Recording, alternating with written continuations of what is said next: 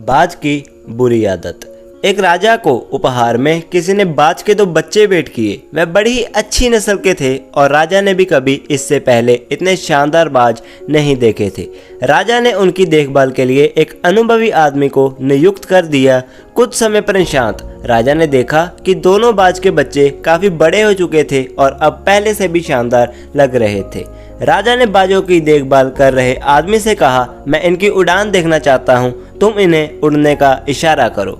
आदमी ने ऐसा ही किया। इशारा मिलते ही दोनों बाज उड़ान भरने लगे, पर जहां एक बाज आसमान की ऊंचाइयों को छू रहा था, वहीं दूसरा कुछ ऊपर जाकर वापस उसी डाल पर आकर बैठ गया जिससे वो उड़ा था। यह देख राजा को कुछ अजीब लगा।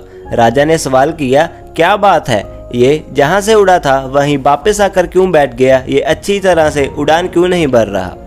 सेवक बोला, जी हजूर, इस बाज के साथ शुरू से ही यही समस्या है, वो इस डाल को छोड़ता ही नहीं।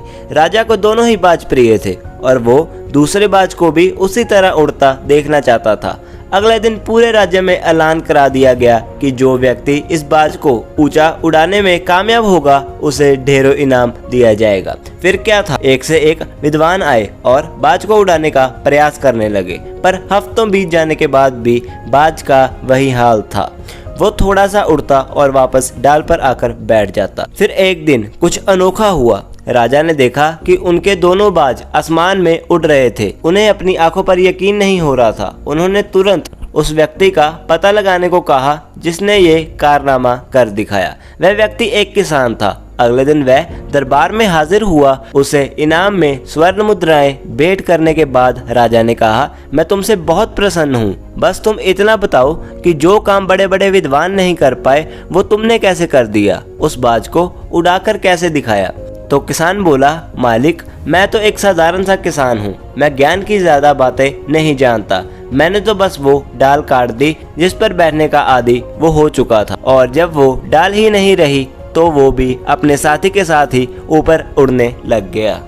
दोस्तों, हम सभी लोग ऊंची उड़ान भरने के लिए ही बने हैं, लेकिन कई बार हम जो कर रहे होते हैं उसके इतने आदी हो जाते हैं कि हम अपनी ऊंची उड़ान भरने की क्षमता को भूल जाते हैं। जन्म जन्म से हम वासनाओं की डाल पर बैठते आए हैं और अज्ञानवश ये भी हमें ज्ञात नहीं कि जो हम आज कर रहे हैं वही हमने जन्मों जन्मों में किया है, और ये हम भूल ही गए हैं कि हम उड़ान भर सकते हैं। वासनाओं की डाल पर बैठे बैठे हमें विस्मृत हो गया है कि ध्यान रूपी पंख भी है हमारे पास, जिससे हम उड़ान भर सकते हैं, पदार्थ से परमात्मा तक, ज़मीन से आसमान तक। तो दोस्तों, अगर आपको हमारी ये आज की वीडियो पसंद आई तो लाइक कीजिए, कमेंट कीजिए और सब्सक्राइब कीजिए हमारे चैनल को, और हाँ, बेल आइकन ज़रूर दबाएं हमारे चैनल की लेटेस्ट अपडेट्स सबसे पहले देखने के लिए। और हाँ, ऐसे कुछ और अमेजिंग वीडियोस देखने के लिए हमें फॉलो कीजिए इंस्टाग्राम पर।